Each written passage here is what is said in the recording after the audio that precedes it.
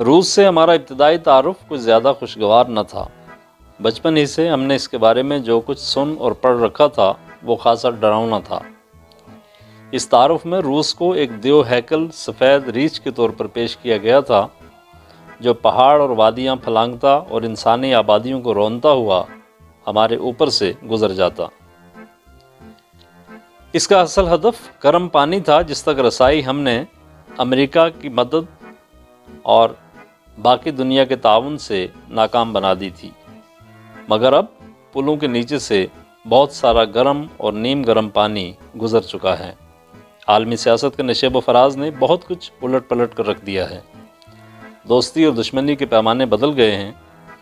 دنیا by polar سے uni polar ہوئی اور اب ملٹی پولر کی جانب گامزن ہے۔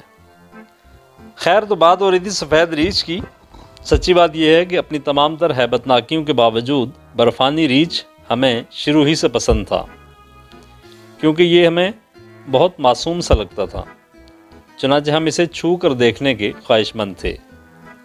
بالآخر ہماری یہ خواہش ستمبر 2018 میں پوری ہو گئی جب بطور صحافی ہمیں اس میڈیا ڈیلیگیشن کا حصہ بننے کا موقع ملا جو 8 روزہ دورے پر روس گیا، جہاں ہماری ملاقاتیں روسی حکام، تھنک ٹینکس، میڈیا کی اہم شخصیات اور صحافیوں کے علاوہ ان پاکستانی بھائیوں سے بھی ہوئیں جو 80 اور 90 کی دہائی میں تعلیم حاصل کرنے روس گئے تھے اور پھر وہیں کے ہو رہے۔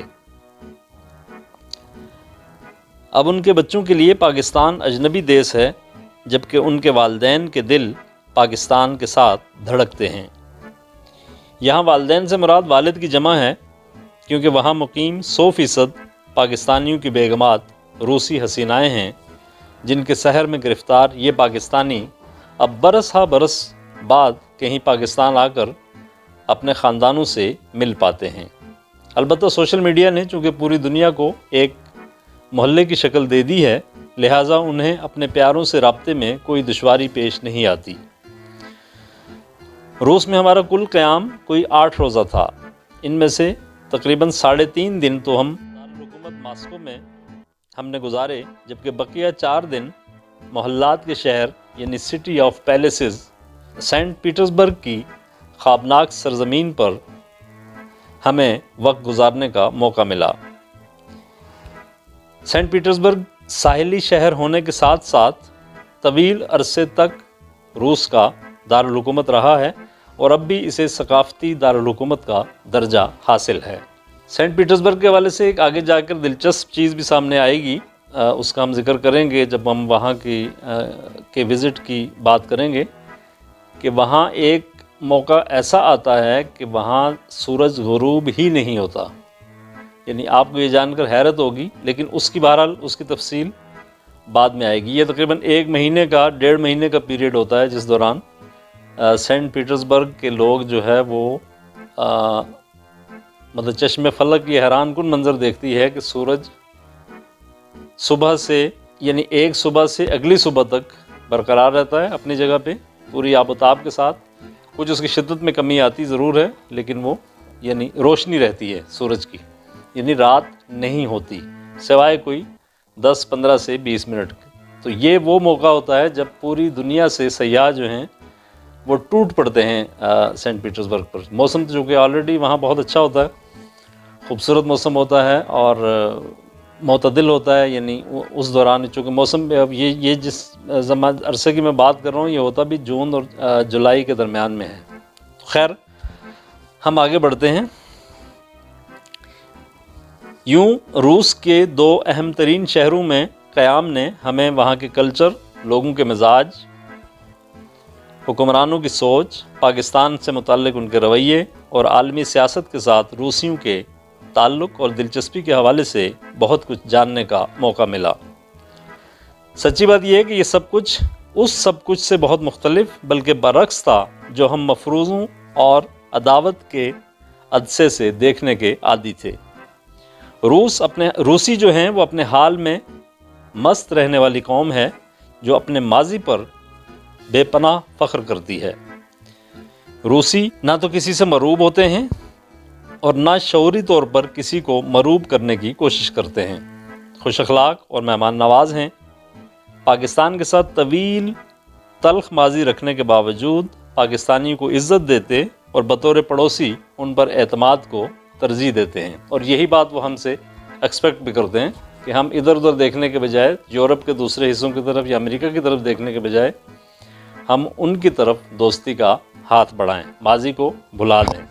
اس کی گواہی وہاں کئی دہائیوں سے مقیم پاکستانیوں نے بھی دی، اور ہمیں مختلف شعبوں کے لوگوں سے براہ راست تبادلہ خیال کے ذریعے خود بھی یہ بات جاننے کا موقع ملا، یعنی یہ جاننے کا کہ پاکستان کے ساتھ، پاکستانیوں کے ساتھ روسی جو ہیں وہ اپنے تعلقات کو نارملائز کرنا چاہتے ہیں، اور اس حوالے سے گرم جوشی پائی جاتی ہے وہاں پہ۔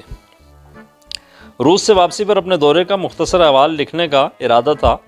ہمارا خیال تھا کہ ہم 2 قسطوں میں معاملہ نمٹا دیں گے، مگر روزنامہ امت میں پہلی تحریر کو ہی قارئین کی طرف سے غیر معمولی پذیرائی ملی، جس پر ہم اللہ تعالیٰ کے شکر گزار ہیں۔ اس کا ذکر ہم پچھلی قسط میں بھی کر چکے ہیں۔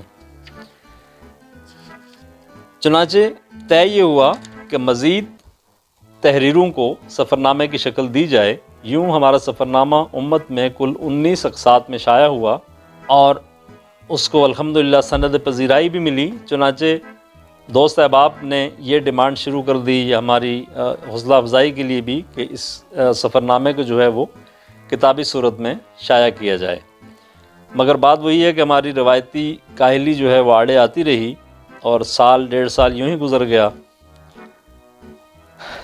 اور چونکہ مطبوعہ مضامین کے علاوہ بھی بہت سارا مواد ایسا تھا جو ضبط تحریر میں لانے سے رہ گیا تھا، اور کتاب کے قاری کے لیے جو ہے وہ دلچسپی کا باعث ہو سکتا تھا، چنانچہ ہم نے یہ فیصلہ کیا کہ اس کو کتاب کی شکل میں لایا جائے۔ لیکن جیسا کہ پچھلی قسط میں ذکر ہوا کہ اس کے بعد جو ہے وہ سوشل میڈیا چونکہ بہت تیزی سے آگے نکل گیا ہے، تو پھر ہم نے یہ طے کیا کہ فی الوقت اس کو ایک صوتی کتاب، یعنی صوتی سواد سے آواز والی، یعنی آواز والی کتاب یا آڈیو ویژول جو ہے بک کی صورت میں اس کو لایا جائے، اور ہر بار جو ہے وہ قسط وار اس کو پیش کیا جائے آپ کی خدمت میں۔ تو یہ آپ یہ سمجھ لیں کہ پہلا تو تعارفی وہ تھا، اس کے بعد یہ دوسری قسط ہے، اور اگلی قسط میں جو ہے وہ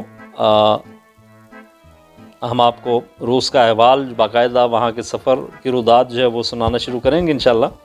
کوشش کریں گے کہ مختصر ہو اور دلچسپی برقرار رہے، معلوماتی ہو، اور لیکن اس میں ضروری یہ ہے کہ آپ سب کا فیڈ بیک جو ہے وہ ہمیں اگلی اقساط کو بہتر بنانے میں معاون ثابت ہوگا۔ کوشش ہم نے یہ کی ہے کہ دورہ روس کے جو مشاہدات ہیں انہیں کسی لگی لپٹی کے بغیر پیش کیا جائے، اور قاری کو یا ناظر کو یا سامع کو جدید روس کے بارے میں بتایا جائے، وہاں کے طرز معاشرت کا عکس دکھایا جائے۔ اگر آپ کو کوئی کمی بیشی اس میں محسوس ہو تو ہم تعمیری تنقید کو اپنے لیے اعزاز سمجھیں گے۔ گر قبول افتد زہے عز و شرف۔ Thank you very much.